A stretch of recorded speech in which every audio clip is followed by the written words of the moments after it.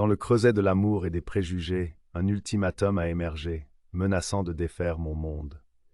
En tant qu'homme asiatique profondément amoureux d'une jeune fille blanche et riche, j'étais conscient des obstacles qui se dressaient contre nous, mais je n'avais jamais anticipé être acculé à faire un choix impossible.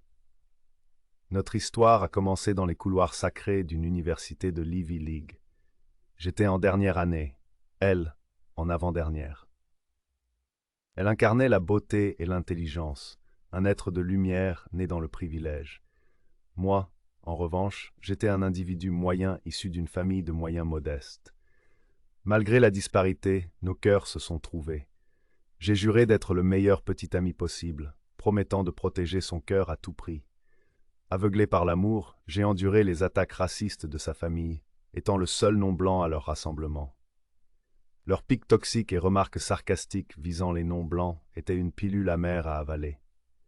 Mais pour elle, j'ai persévéré, ne voulant pas être la raison pour laquelle notre relation se détériorerait. Puis vint le jour où son père, un homme qui n'avait jamais caché son mépris pour moi, décida de jouer sa carte. Il m'a envoyé un message, lançant un ultimatum, mettre fin à notre relation, ou il renierait sa fille. Ces mots piquaient comme un essaim d'abeilles attaquant mon cœur. Pour lui, l'amour était un jeu, et il était prêt à sacrifier le bonheur de sa fille pour ses préjugés. Le poids de cette révélation était lourd. Comment pouvais-je annoncer cela à ma petite amie? Elle aimait profondément sa famille, et je savais que cette décision la briserait. Mais l'alternative était pire. Briser son cœur en la laissant dans l'ignorance des raisons pour lesquelles je mettais fin à notre relation. Je me suis tourné vers les recoins anonymes d'Internet pour obtenir des conseils. Le consensus était clair, elle méritait de savoir.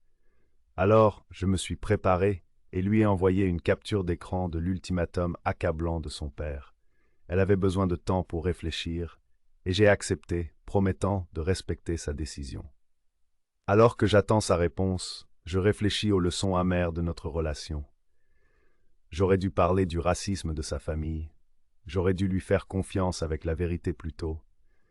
J'aurais dû réaliser que de telles décisions n'étaient pas les miennes seules à prendre. Mais le passé est le passé.